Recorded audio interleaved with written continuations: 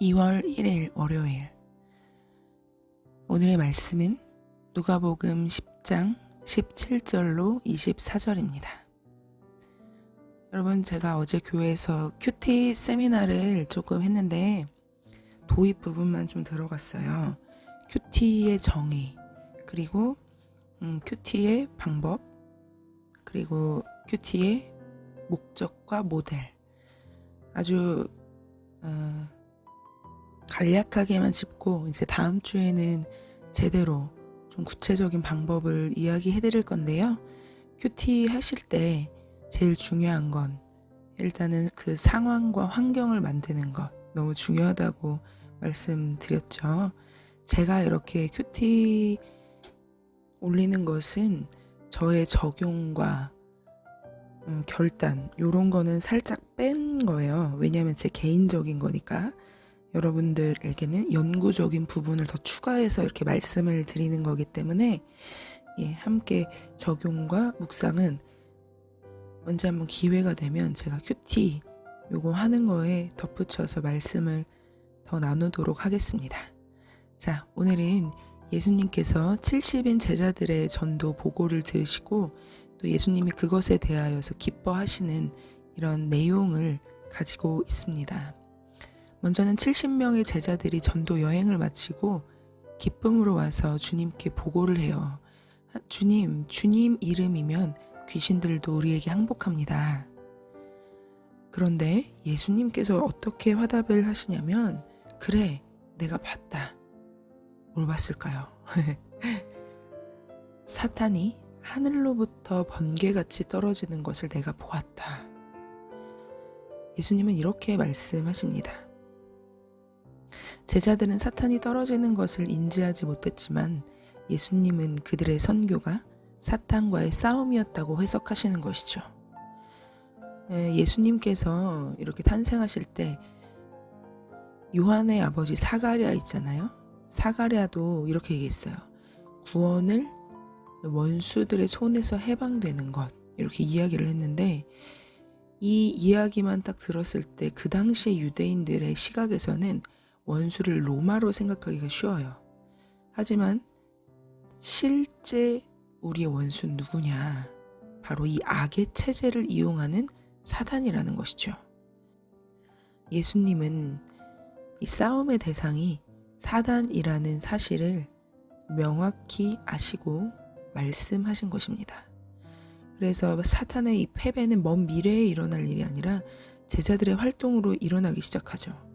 그리고 예수님의 십자가 죽음과 부활로 예수님은 승천하시고 사탄은 결정적으로 하늘에서 떨어집니다. 예수님께서 뱀과 전갈을 밟고 원수의 모든 능력을 제어할 권능을 우리에게 주셨기 때문이에요. 제자들뿐만 아니라 우리에게, 예수님을 믿는 자들에게도 주셨습니다. 여러분, 그래서 가끔가다 막 귀신을 무서워하시고 또 어둠을 두려워하시는 분들이 계시는데 주님의 이름을 외치시고 물리쳐 보세요. 주님의 이름은, 우리 예수님의 이름은 너무나도 위대하시기 때문에 귀신 아무것도 아닙니다. 그리고 번외로 무당 있잖아요. 무당을 이제 만나면 진짜 예수님 믿는 사람들은 이거 무당이 하신 얘기예요. 이제 회심한 무당분이 하신 건데, 이 예수님을 믿는 사람들이 점을 보러 그렇게 온다네요. 근데 점을 보러 오면은 저 사람이 예수님을 믿는지를 안 돼요. 왜냐면 그 사람 중심에 십자가가 보인다는 거예요. 근데 참 재밌는 게, 예수님 제대로 믿으면 무당 찾아갈까요? 아무튼 귀신도 예수님을 압니다. 예수님의 이름이면 찌그러집니다.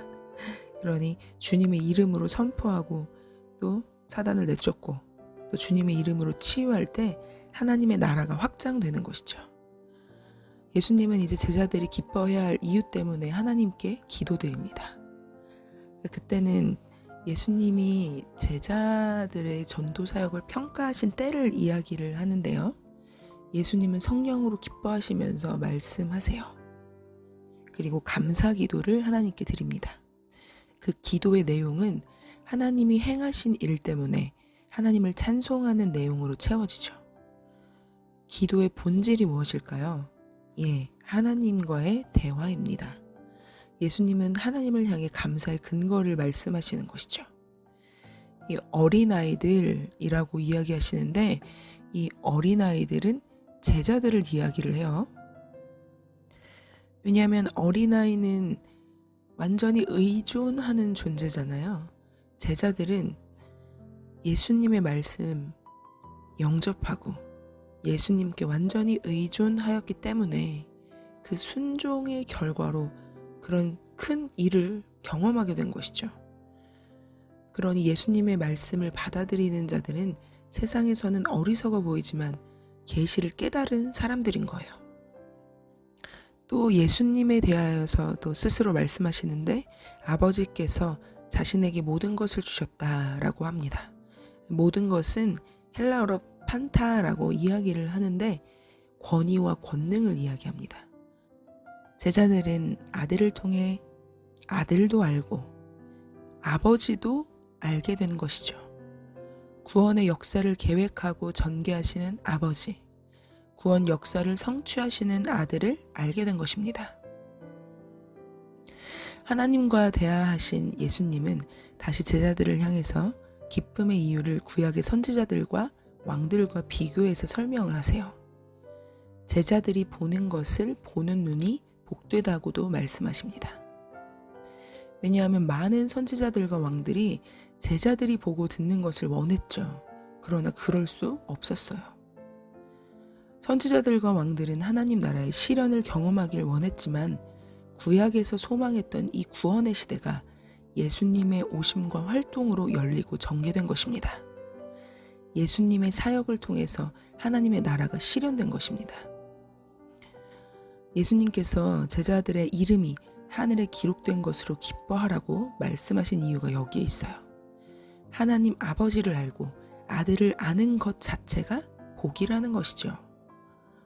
이사야 52장 7절도 하나님 나라의 복음을 아는 것이 복이다 라고 이야기했습니다. 여러분, 그럼 우리는 어떤 복을 누리고 있는 것입니까? 이 세상이 이야기하는 복, 어떤 하나를 더 가져서 복을 누리고 또 남이 없는 것 내게 있어서 복을 누리고 내가 만족할 만한 것이 나에게 주어져서 복을 누리는 그런 복이 진짜 복이 아니라 예수님께서 성령으로 기뻐하셨던 그 기쁨에 동참하는 것, 하나님을 알고 예수님을 알아 내가 하나님 나라를 누리는 것이 진정한 참된 복인 것입니다. 그러니 우리는 진짜 복받은 사람들인 것이죠. 그런데 복을 받은 것과 누리는 것은 또 다른 일입니다. 우리가 정말 큰 복을 가지고 있지만 이것을 누리지 못한다면 제가 예전에도 한번 말씀드렸지만 내 앞에 진수성찬을 놓고 그것을 눈으로만 보고 맛도 못 보는 그런 형국이 돼버리는 것입니다. 여러분, 받은 복을 누리려면 어떻게 해야 될까요? 예수님이 말씀하신 것처럼 어린아이와 같이 예수님을 의존하고 예수님의 말씀을 들어 행하는 자가 되어야 되겠죠. 이것이 듣는 것만으로도 되게 힘들어 보일 수도 있지만요, 여러분, 이건 사단의 참소며 거짓입니다. 그 고난을 뛰어넘는 아주 행복함과 즐거움과 평안함, 주님이 주시는 복을 우리는 누릴 수가 있어요. 사단에게 속지 마시고 사단보다 훨씬 크신, 그리고 이 세상 만물의 주관자이신 우리 주님을 의지하며 주님이 주시는 복을 충만하게 누렸으면 좋겠습니다. 오늘 벌써 2월 1일이에요. 와, 정말 시간 빠른 것 같은데 여러분, 오늘도 주님 안에서 힘내시고요. 그리고 이제 설날이 얼마 안 남았잖아요. 물론 이제 가족들과 함께해서 조금 더 힘드신 분들도 계시겠고 또 혼자 외롭게 지내셔야 되는 분들도 계시겠지만 또 잠깐의 쉼이 우리에게 주어지니까 그때를 또 보시면서 열심히 일하시고 또 오늘 하루도 주님 안에서 강건하셨으면 좋겠습니다. 오늘도 복댕이들이 되세요. 그럼 오늘 하루도 평안하시길 기도합니다. 사랑하는 하나님, 오늘 예수님께서 70인의 제자를 보내시고 그들의 사역을 듣고 성령으로 기뻐하신 내용을 보았습니다. 제자들은 주님의 이름으로 귀신을 쫓고 큰 일을 보았는데 예수님께서 사단이 하늘로부터 번개같이 떨어지는 것을 보았다 라고 말씀하시며 또 그들에게 진정한 복을 받은 자들이라, 그 어떤 선지자도 왕도 주님을 충만하게 누린 자가 없었는데 우리 제자들이 주님을 누리는 큰 복을 얻게 되었습니다. 우리도 동일한 존재임을 고백합니다. 예수 그리스도께서 십자가에 못 박혀 죽으시고 다시 부활하시며 이제 우리 안에 연합되어 예수 생명으로 우리가 살게 하시니 당신의 권능이 우리 가운데에 있습니다. 그러니 우리는 그 누구보다 복받은 자입니다. 주님, 우리도 주님이 주신 완전한 복을 누리며 살아갈 수 있도록 인도하여 주십시오. 주님께서 주신 모든 권능과 능력을 사용할 수 있는 우리 모든 이들이 되게 인도하여 주십시오. 하나님의 나라를 누리는 우리가 되게 하여 주시옵소서. 오늘도 그 복을 누리게 하실 주님을 기대하며 예수님의 이름으로 기도드립니다. 아멘. 여러분 오늘도 평안하세요.